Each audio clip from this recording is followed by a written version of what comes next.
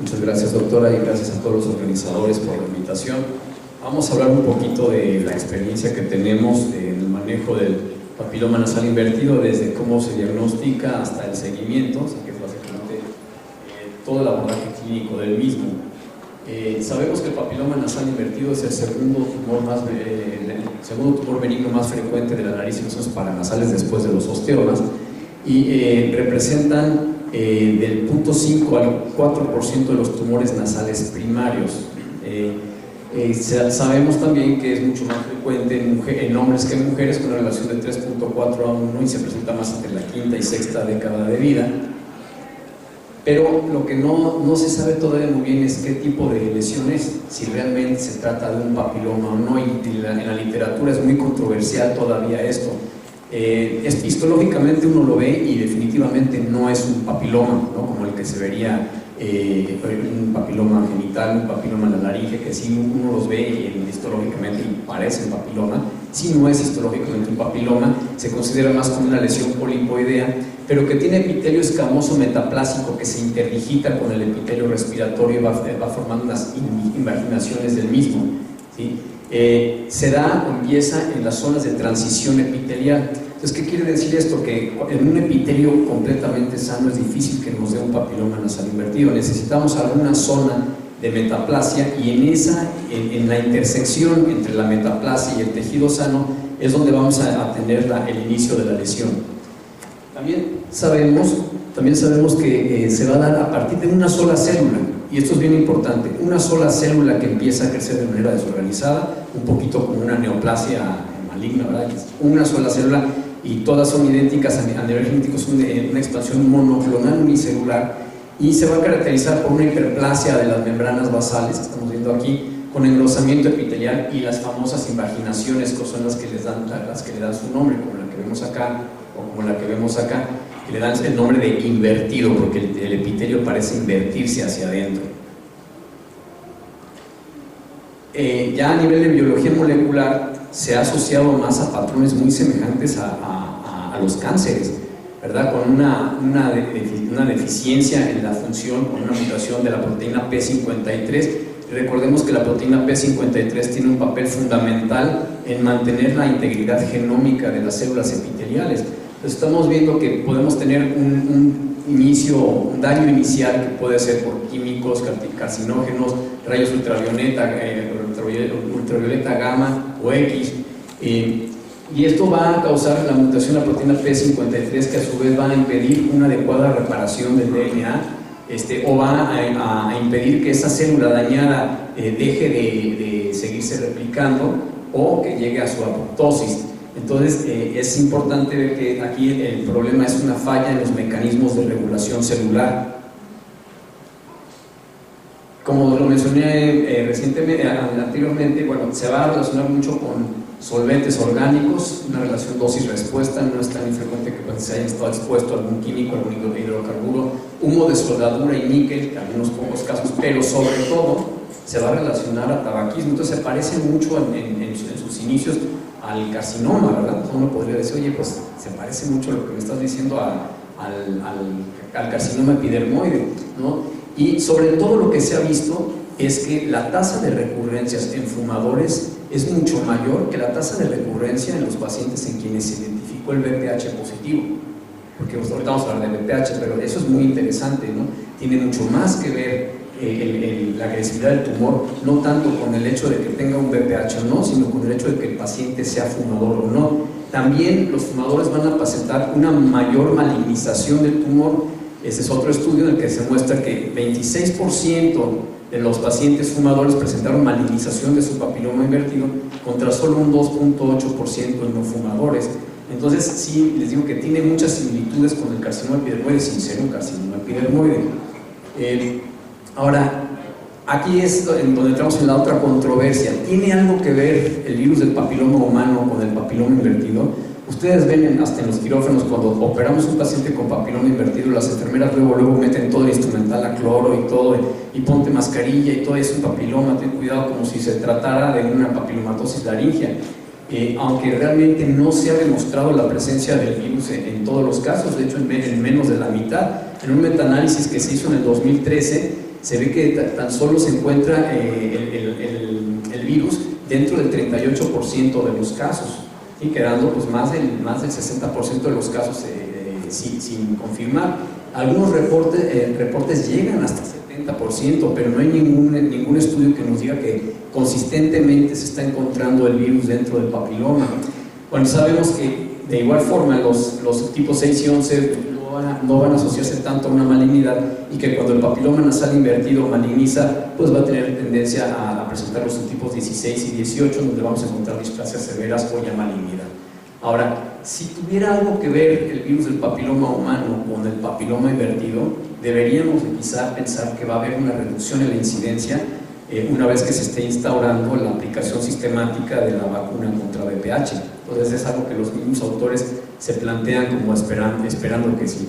Ahora, existen autores que dicen que el hecho de no encontrar el VPH en todos los casos es porque quizá no estamos buscándolo adecuadamente, ¿sí? Normalmente cuando se busca por PCR o hibridación in situ, cuando se busca por el PCR o hibridación in situ, podemos tener hasta un 46.1 a 63% de los casos positivos, pero estas reacciones amplifican sobre todo la región L1, que es esta que estamos viendo acá, que es una de las más lábiles del virus y que puede perderse en el manejo del tejido, en la fijación, etc.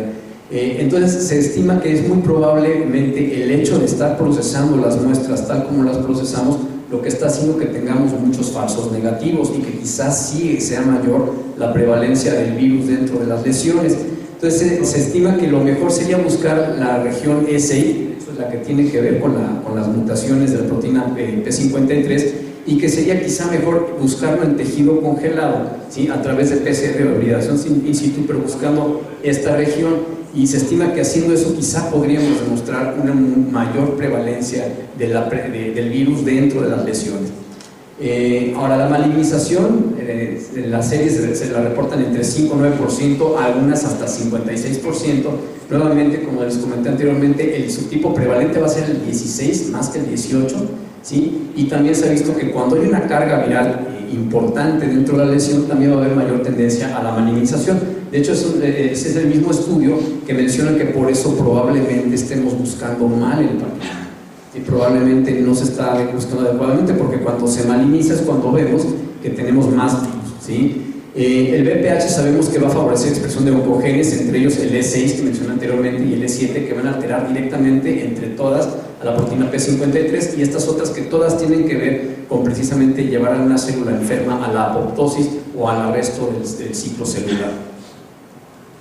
El tratamiento, una vez que ya hicimos nuestra biopsia y que ya definimos que es un papiloma nasal invertido, pues todos lo sabemos, es realmente la resección quirúrgica. No existe hoy en día un tratamiento médico para el papiloma nasal invertido, y de acuerdo a los abordajes, son estudios interesantes que comparan diversos abordajes. De acuerdo a los abordajes vamos a tener diferentes porcentajes de recurrencia.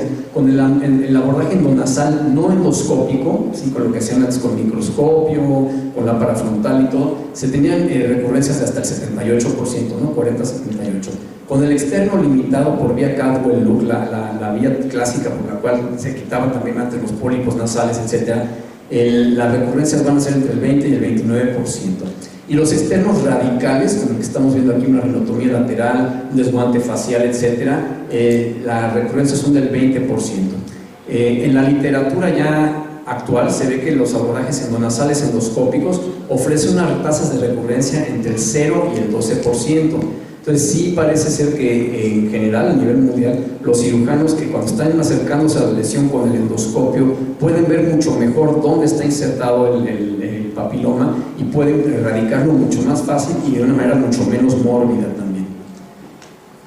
¿Cuáles son los factores que estadísticamente han demostrado favorecer una recurrencia?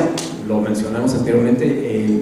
El abordaje externo, el hacer un abordaje externo puede dejar lesiones residuales por sangrado, porque estamos estudiando la anatomía y no estamos viendo exactamente dónde se inserta el tumor. Cuando este papiloma se involucra el seno frontal, pero abusados no solamente, no que se extienda hacia el seno frontal, porque vamos a hablar ahorita de lo más importante del papiloma, es dónde está pediculado.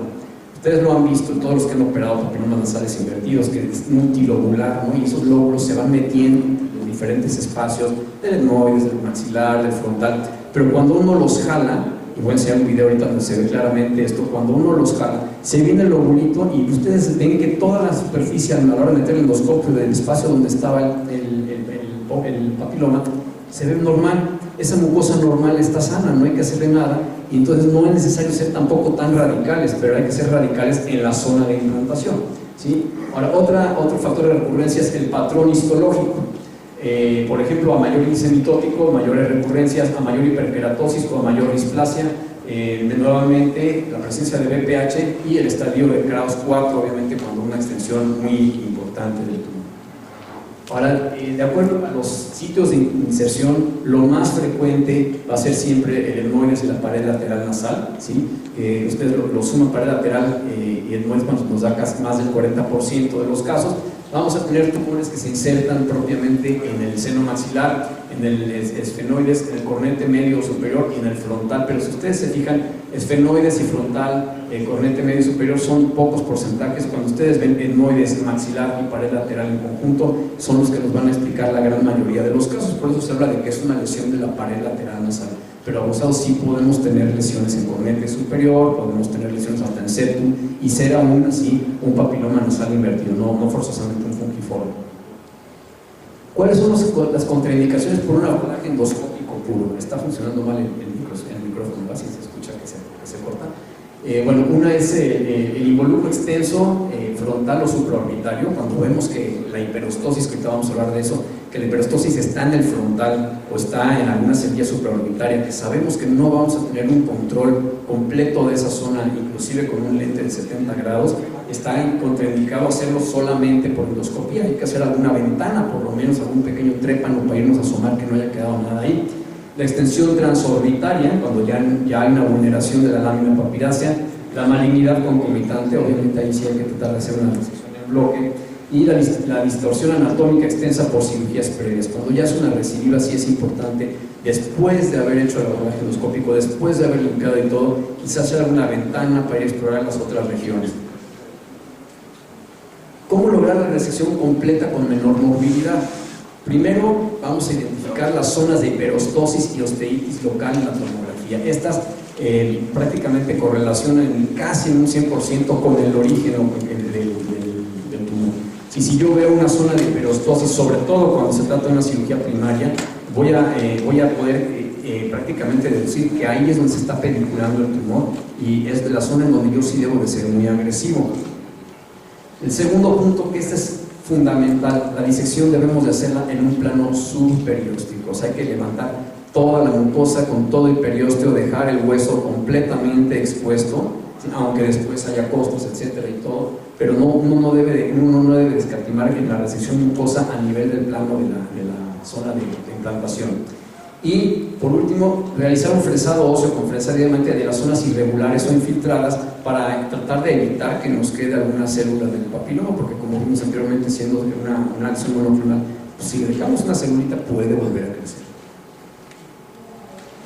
Aquí estamos viendo algunas tomografías. Vamos a ver, en este caso por ejemplo es un papiloma de etmoides anterior, donde ustedes están viendo aquí, vean ustedes, aquí viene el cornete medio, está completamente pegado al septum, y estamos viendo aquí lo que parece ser una parte de la bula etmoidal y esta parte de extensión con una hiperostosis y de hecho hasta una neoformación ósea. Aquí yo veo esta lesión y sé prácticamente que no debo de ser tan agresivo a nivel del techo etmoidal, por ejemplo, ¿no?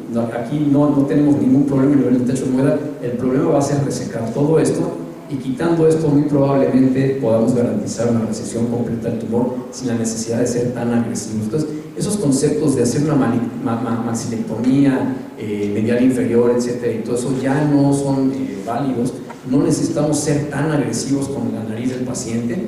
Aquí vemos claramente, por ejemplo, que esto es un primario igual, vemos claramente esta zona de hiperostosis, vean ustedes, que me indica, me está gritando que el tumor viene acá, viene de acá. Aquí es donde tengo que trabajar más. Aquí es muy probable que yo necesite hacer una ventana exterior, una abordaje de fosa canina, por ejemplo, para terminar de fresar bien todo este huesito y poder eliminar toda la lesión. Aquí hay vulneración de la lámina interna del ducto nasolagrimal, pero vean ustedes aquí, claramente vemos una diferencia, una hiperostosis la pared lateral y posterior del seno maxilar. Ahora, el estudio de resonancia magnética también nos sirve mucho. Este es un caso de esfenoides, en el cual la tomografía se veía prácticamente completamente opaco, y en el T1 vemos que aquí hay una lesión que parece ocupar prácticamente todo el esfenoides de manera bilateral, con un poquito de secreción acá. En el T2 nos habla mucho más, nos enseña mucho más la lesión. Vemos cómo se infiltra todo el esfenoides del lado izquierdo y vemos moco, tanto por arriba o abajo, en el esfenoides del lado derecho. Entonces, este es el caso. ¿Qué pasó? Ahí está. Ese es el caso. Estamos viendo, vemos el cornete medio se ve sano, y vemos la presencia clásica de la lesión en el corredor esfenoidal. Estamos haciendo una pequeña turbinectomía media parcial. No necesito ser muy agresivo porque sabemos que el nivel del ostium no está muy alto, muy superior. Ahí viene el tumor, empezamos a hacer un debulking del tumor, buscar nuestras referencias anatómicas. Ahí está el ostium ensanchado. Esto nos facilita mucho la identificación de esfenoides. Ahí estamos quitando parte del etmoides posterior nada más para ampliar nuestra exposición. Y vamos a ver la clásica lesión, ¿no? Que se ve pues multilobulada, que es algo friable. Hacemos un debulking del tumor, vamos quitando los pedacitos y van a ver ustedes como todo, mire, vean, el septum se ve bien, el etmoides posterior se ve limpio, todo lo demás se ve limpio. Aquí vamos a completar la esfenoidotomía, empezamos a hacer una esfenoidotomía un poco más amplia y ya vemos lo que queda del tumor ahí en el piso del esfenoides. Ahorita nos vamos a meter con la cámara para que vean cómo se veía el piso del esfenoides y para que vean que no estaba afectada toda la mucosa esfenoidal. Y aquí vemos, miren, aquí se ve claramente las paredes del esfenoides a nivel medial, todos se ven bien, todo está aquí, pegado sobre la porción vertical de la carótida, ¿sí? Sobre el piso. Todo este ángulo de aquí es la zona que tenemos nosotros afectada, es donde está agarrado el tumor. Todo lo demás era básicamente las lobulaciones que se fueron metiendo, pero no necesito trabajar más ahí. Aquí estoy con un FRIR elevando el plano superióstico, ¿sí? Aquí estamos quemando la arteria septal posterior para ofrecer un poquito más de hueso porque estaba un poco incómodo. Dije, necesito unos cuantos milímetros más. Agarramos una fresita, vamos a cortar tantito nada más para poder tener bien expuesta toda la zona. Y ya después ven ustedes, una vez que fresé, pude ver que estaba agarrado todavía un poquito más anterior. Y entonces seguimos trabajando ya en un plano superióstico. Y es cuestión de paciencia. Aquí estaba sangrando bastante por la mucosa, entonces sí se puede no tardar, pero el chiste es no desesperarse y seguir trabajando en plano superióstico, ¿sí? Ese es el lado derecho, ya lo abrimos. Aquí está la septectomía posterior, estamos viendo la ventanita y vamos a ampliar un poquito la septectomía nada más para controlar, pero el lado derecho, desde que lo abrí, lo vi completamente sano, ¿sí? No había ni una lesión a nivel del lado derecho. Es el lado izquierdo. Aquí está ya expuesto el huesito completamente. El video ya es un poquito viejito, por eso pierde un poco de definición. Ya no tenemos nada de mucosa en esta parte, pero la mucosa, ven ustedes, en lo que es el techo, en lo que es el septum interseno y todo, se respetó. No tuve por qué ir a quitar toda esa mucosa que se veía sana. Ese es el mismo paciente a 2 años. Ustedes van a reconocer la ventanita que hicimos. Aquí está el cornete inferior, ¿sí? El rostro del esfenoides. Aquí vemos la ventana y ven cómo quedó completamente cicatrizado, ¿sí? Queda una mucosa gruesecita, y el hecho de haber conservado la mucosa en las partes periféricas favorece además una adecuada repitelización de esa zona que quedó con hueso completamente denudado. Aquí, hoy en día, quizá yo hubiera metido una fresita de diamante a dar una rebajadita en esa parte de ahí. En ese entonces, la verdad, siendo la porción vertical de la carótida y todo, en ese entonces sí me dio un poquito de miedo, no lo hice. Aquí estamos viendo la ventana que es del lado derecho, para que ustedes vean cómo es la misma cavidad. Quitamos el septum interseno nada más para que ustedes aprecien que era la misma cavidad. Y el paciente hoy en día ya lleva 5 años libre de lesión también. Entonces nos fue muy bien, a pesar de que no fresamos. Quizá hubiera sido controversial ahí, qué tanto vale la pena fresarlo. Ahí van a estar que me pongan clic en el video porque no corre en automático. Estamos viendo una fosa nasal derecha, estamos viendo aquí el papiloma asomándose por la cuana, ¿sí? Y aquí estamos viendo cómo lo manejo hoy en día. Hoy en día hago el debulking, lo puedo usar el microdebridador para tratar de ganar tiempo, irnos un poquito más con menos sangrado. Aquí ya estamos abriendo el maxilar, vemos que lo único que había en el maxilar era retención. Es el caso que ustedes vieron de la tomografía, esa de etmoides con cornete medio que estaba impactado, es este mismo. Estamos aquí abriendo parte del receso, pero veo que la mucosa ya está sana, ¿sí? Ahí veo que la mucosa está sana y estoy quitando toda la mucosa a nivel la lámina papilácea. Aquí sí no me gustó el aspecto del hueso, estaba pegado en el cornete medio, por eso lo quité. Y vean, en el etmoides posterior saqué una lobulación, pero todo lo demás estaba sano. Entonces termino de ampliar bien mi miototomía. Y vean ustedes aquí, estoy dejando hueso totalmente expuesto. Aquí es como el equivalente a una nasalización de alguna forma en esta parte de aquí. No estoy respetando el hueso en estas partes, la pared posterior del maxilar, pero vean aquí hacia adentro ya veíamos secreción, pero ya no veíamos el aspecto papilomatoso. Esta es la cavidad al final y vemos cómo el receso del frontal está permeable, estamos viendo lo que dejamos de etmoides está permeable. Ahí está la parte del etmoides posterior, estamos asomando hacia el maxilar totalmente anulado, se ve limpio. Y esta lesioncita que vemos acá estaba justo en la parte de hueso y a pesar de que la habíamos fresado no nos gustó, la acabamos de quitar la semana pasada. Realmente hicimos un pequeño colgajito y estamos al pendiente de ver si realmente esto es una recidiva o de qué se trata, pues una lesión inflamatoria. Pero yo creo que esto sí puede ser una recidiva temprana del mismo papiloma, ¿no? Pero básicamente para enseñarles que dónde recurrió, si es que esto es una recurrencia, justo en el sitio de implantación, no se fue a recurrir a otro lado, ¿sí? Entonces, no hay que ser tan agresivos, hay que ser muy agresivos en el sitio de implantación, pero si la lesión, por ejemplo, que encontramos en el frontal está pedicular en el etmoides, no hay por qué hacer una osteoplástica frontal, no hay por qué quitar la mucosa del frontal.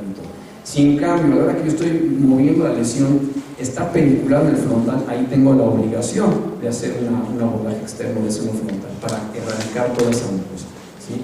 Ahora, esta es la serie personal, son 68 pacientes, mismo cirujano, una serie que ya presenté hace un año, en donde estamos viendo que obviamente la mayoría de los pacientes, casi un 60%, son hombres contra mujeres.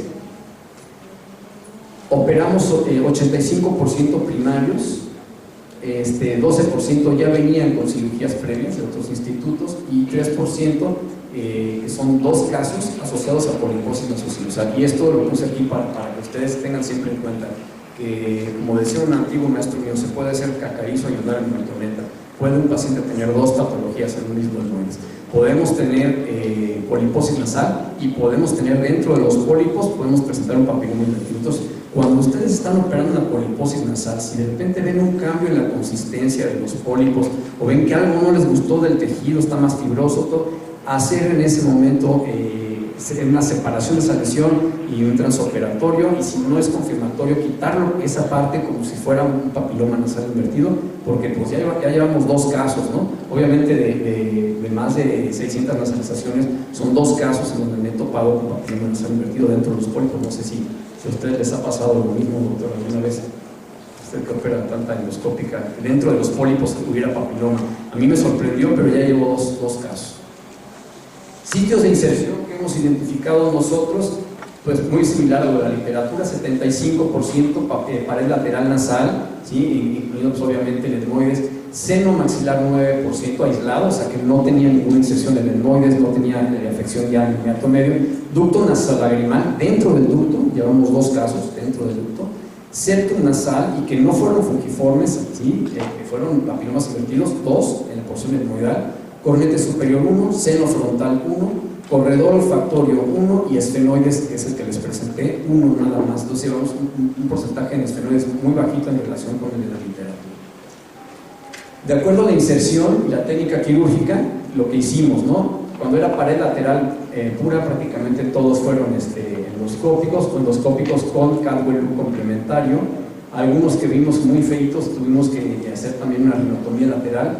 Osteoplástica, obviamente, para una pared lateral 0, un total de 51. Osteoplástica me refiero a osteoplástica frontal, ¿sí?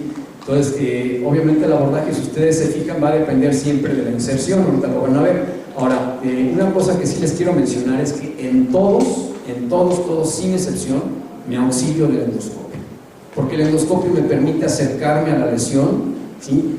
Me lo amplifica en una pantalla de alta definición y me puede hablar de las características del epitelio, como lo que vieron ustedes en el último video, en donde vimos que esa lesión, ese pequeño cambio de aspecto en el epitelio, que es muy sugestivo de que algo no va bien, eso mismo voy a ver en el endoscopio. Entonces, independientemente de que yo pueda abrir una ventana, hacer un cargo y todo, vale mucho la pena después de mi recesión meter el endoscopio explorar bien los recesos, explorar bien mi receso cigomático, mi receso lagrimal, mi receso alveolar, revisar bien todas las paredes y meterme después al etmoides, hacer una exploración endoscópica exhaustiva, ¿sí? Seno maxilar, cuando está presente, endoscópico puro, endoscópico Caldwell Loop realmente pues 8, y obviamente las otras dos técnicas no son necesarias. Ducto nasolacrimal, los dos casos tuvimos que abordarlos por vía externa, ¿sí? Porque todo el ducto estaba metido ahí, el papiloma nasal invertido dentro del ducto. Hicimos una rinotomía lateral con exéresis completa del ducto nasolagrimal, y en ese momento canalizamos la vía lagrimal, hicimos una anacleosisto en ese mismo momento, ¿no? El septum, dos endoscópicas, no hay necesidad obviamente de abrir otros espacios cuando estaba inserto en el septum, pues toda esa parte del septum. Cornete superior, fue endoscópica pura obviamente. Seno frontal, lo manejamos totalmente por osteoplástica, ¿sí? Auxiliado de endoscopios, pero sí por osteoplástica. Corredor olfactorio endoscópico puro, esfenoides, como lo vieron ustedes, endoscópico puro. En total tuvimos los 68 pacientes antes mencionados. Resultado histológico de todos estos, la gran mayoría sí se confirmó el diagnóstico inicial que teníamos con la biopsia previa de papiloma nasal invertido, un papiloma oncocítico, y tuvimos 4 carcinomas epidermoides, uno en el etmoides anterior, otro era etmoido maxilar, van dentro de lo mismo, uno de los de septum, que después tuvimos que hacer una septectomía a ese paciente, septectomía radical, y uno fue de la cola del cornete medio y pterigoides, que tuvimos que hacer un fresado después de toda esa zona con la utilización de la esfenopalatina. La tasa mínima de recidiva, ¿por qué digo mínima? Porque el seguimiento, el que menos llevaba en este corte que hicimos el año pasado, el que menos llevaba de seguimiento del paciente ya llevaba 12 meses, y el que más seguimiento llevaba eran 2 años.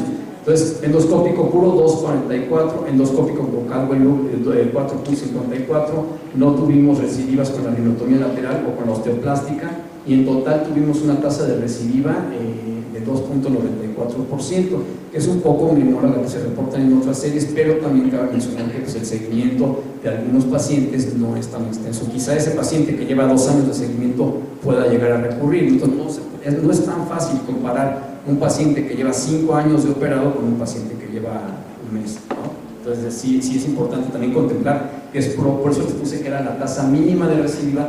Es de esperar que si estos pacientes a todos yo les hiciera un corte de cuando van cumpliendo 12 años, posiblemente suba un poco esa tasa de recidiva y se parezca un poco más a lo que hemos reportado en la literatura.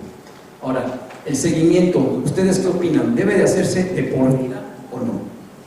Y yo les voy a decir que yo en este momento, después de haber estudiado tanto el papiloma nasal invertido, ya les ofrezco a los pacientes por lo menos ver una vez al año cuando ya llevan mucho tiempo sin la lesión. ¿Por qué? Aquí se estima que cuando la recurrencia es temprana, en menos de 2 años, es muy probable que hayamos dejado algún epitelio residual, ¿sí? O sea que sí faltó quizá fresar, faltó quizá lesión, etcétera y todo. Pero también mencionan los mismos autores que las condiciones que hicieron que un papiloma nasal invertido empezara a crecer siguen estando presentes en esa cavidad nasal. O sea, lo que llevó a que el paciente tuviera ese papiloma sigue estando presente en esa nariz, y entonces el paciente está en condiciones de volver a hacer algún papiloma, inclusive en alguna otra zona. Entonces se considera como recurrencia tardía cuando el paciente lleva más de 2 años, pero posoperados en menos de 5 años la recurrencia es de hasta 11%, posoperados de más de 5 años anunciados 44%. Y yo cuando leí esto sí dije, esto es algo que es un dato que me alarma, porque quiere decir que yo seguí a un paciente durante 5 años, estuvo bien, y después de los 5 años presentó una lesión. Entonces yo coincido totalmente con esos autores, viendo que algunas de las recidivas que ellos reportaron fue hasta inclusive después de 15 años, que el seguimiento que yo le ofrecería a mis pacientes en caso de que ya se les opere un papiloma nasal invertido sí es de por vida. Son pacientes que no vamos a dar de alta nunca, y vamos a seguirlos aunque sea una vez al año y meter los copes y estás a todo dar, qué padre, y nos vemos el año que viene. Pero sí es importante que recuerden ustedes eso de que yo sé que muchos estamos en la institución y es que luego te vas saturando de la consulta y todo. No, ¿cuánto nos podemos tardar en meter un endoscopio? En checar cómo van las 2 cavidades nasales, en darle una palmada en la espalda y decir estás a todo dar, vete a tu casa. No nos tardamos nada y podemos detectar una de estas lesiones en vez de que el paciente ya regrese con un papiloma invertido. Y recuerden ustedes que siempre, independientemente de si el tumor ya se quitó bien o no, siempre existirá el riesgo de un cáncer metacrónico, ¿ok? Ahora, las conclusiones del trabajo, la etiología pues aún incierta, Se cree cada vez más que sí tiene que ver con el virus del papiloma humano, pero que no tenemos el estudio ideal todavía para demostrar su presencia, que el tratamiento hoy en día no hay de otra que es la cirugía, que los abordajes endoscópicos sí ofrecen una menor tasa de recurrencia y morbilidad, y que es imperativo el seguimiento indefinido de estos pacientes. Y con esto les agradezco, no sé si hay alguna pregunta.